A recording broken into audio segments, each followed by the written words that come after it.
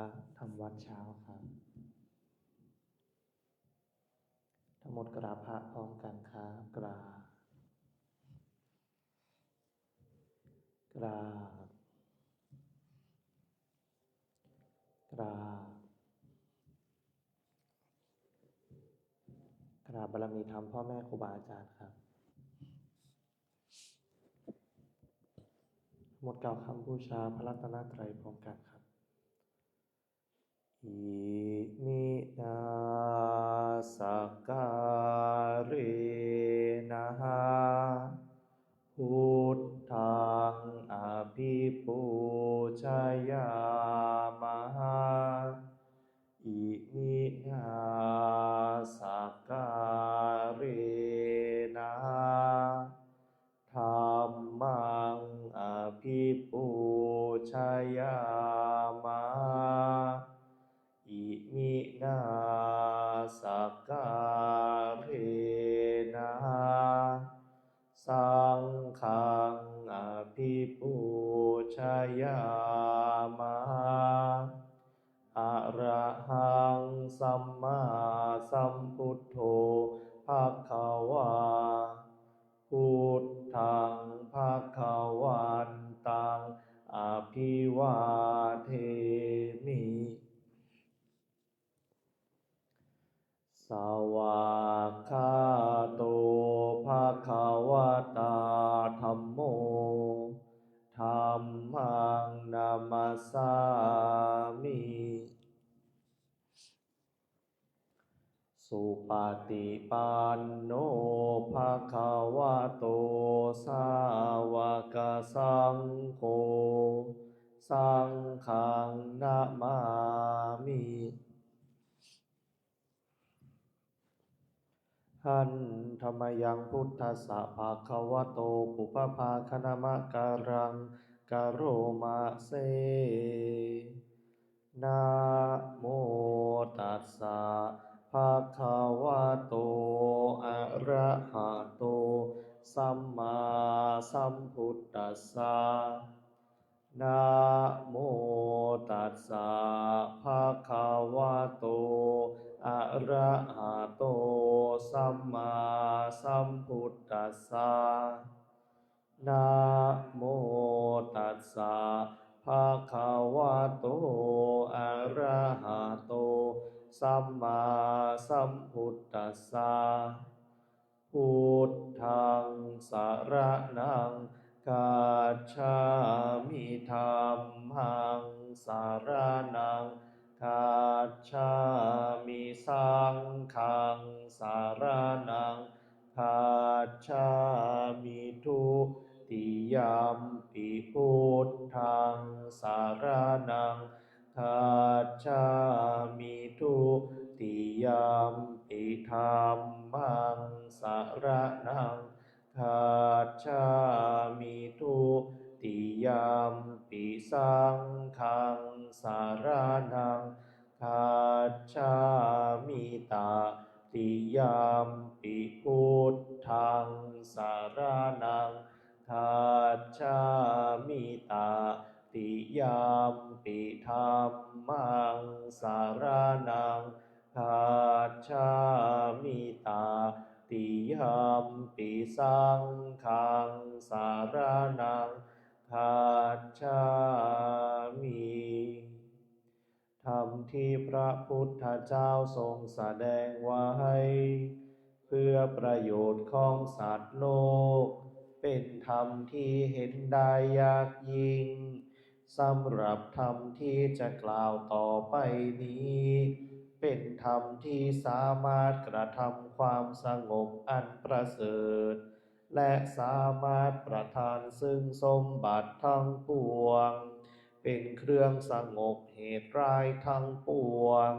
เป็นเครื่องป้องกันอมนุษย์และยักษ์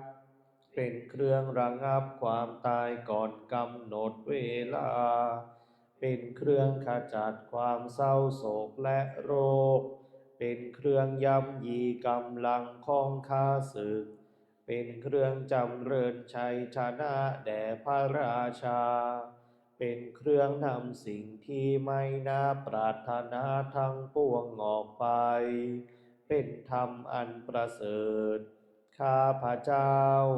จากแสดงคุณธรรมเช่นนั้นตามสภาพที่เป็นจริงนาทีใดมีผู้กล่าวว่าจะสรรเสริญพระคุณอันประเสริฐของพระรัตนตรัยด้วยจิตที่เลื่อมใสนาทีนั้นความสุขความสบายและความสวัสดีย่อมมีแก่ผู้นั้นตลอดกาลทุกเมื่ออิติปิโสภะคะวาเพราะเหตุอย่างนี้พระผู้มีพระภาคเจ้านั้นอะระหังเป็นผู้ไกลจากกิเลสสัมมาสัมพุทโธเป็นผู้ตรัสรู้ชอบโดยพระองค์เองวิชชาจารณะสัมปันโนเป็นผู้ถึงพร้อมด้วยวิชชาและจารณะสุขโตเป็นผู้ไปแล้วด้วยดีโลกวิทูเป็นผู้รู้โลกอย่างแจ่มแจ้งนุตตโรปุริสธรรมสารถีเป็นผู้สามารถฝึกบุรุษที่สมควรฝึกได้อย่างไม่มีใครยิ่งกว่าสัทธาเทวมนุษย์สานังเป็นครูผู้สอนของเทวดาและมนุษย์ทั้งหลายพุทโธเป็นผู้รู้ผู้ตื่น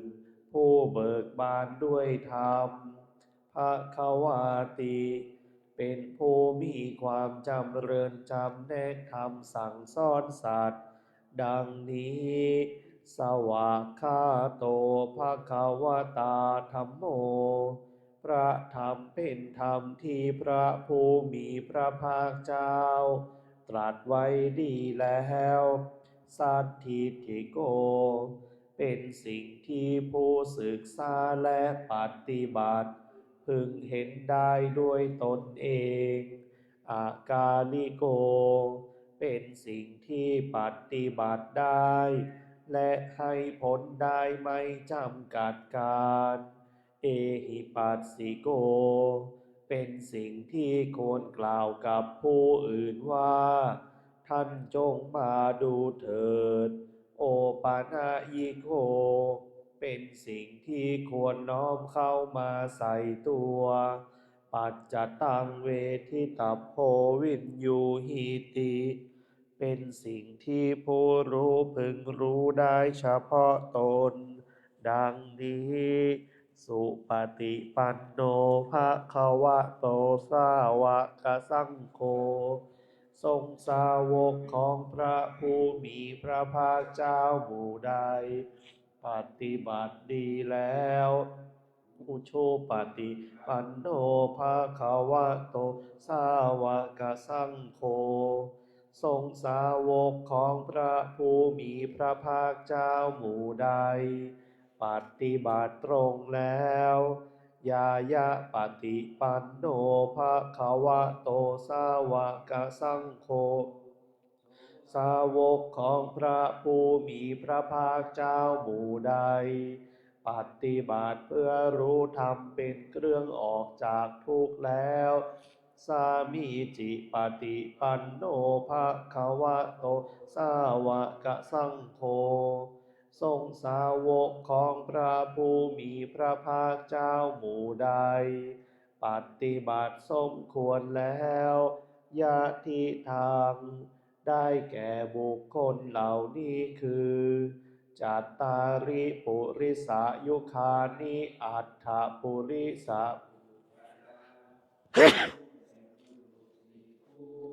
นับเรียงตัวได้8บุรุษเอสะภะคะวะโตสาวกสังโฆนั่นแหละทรงสาวกของพระผู้มีพระภาคเจ้าอาหุนายโยเป็นผู้ควรแก่สักการะ ที่เขานำมาบูชาปาหุนายโยเป็นผู้ควรแก่สักการะที่เขาจัดไว้ต้อนรับทักขินายโย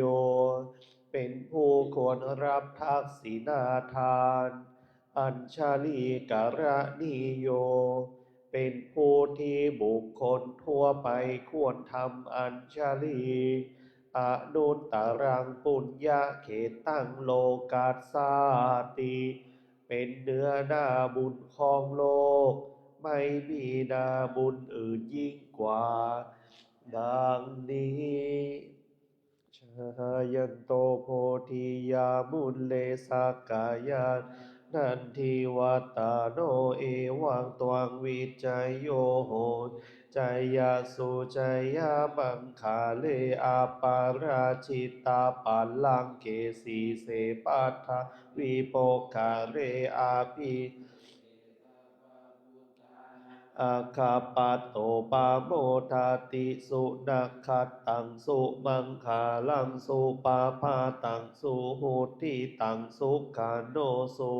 หุตโตจะสุยิทังพระมาจาริสุปาทาขีนังกายกัมมังวาจากัม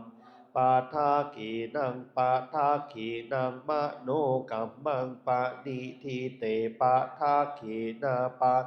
ขีนานิกาตวานาลาพันตเถปะทาขีเนสุโขพุทธานังอุปัฏสังฆาสะสามัคคีสามัคคานังตาโปสุโขคาติเศรษโธชะเนตัสสามิงเยโกตาปาติชายเยโนจารานาสัมปันโนทิวาตาปาติอาทิโจรติมาภาติจันทิมาสันนัตโทคาติโยตาปาติชายิตาปาติพระมโนสัพพะมโหรตังพุทโธตาปาติเตชะสาอะโรกายาปารามาลาภาสันตุทิปารามังวิสาสะปะระมายาตินิพพานังปะระมังสุขัง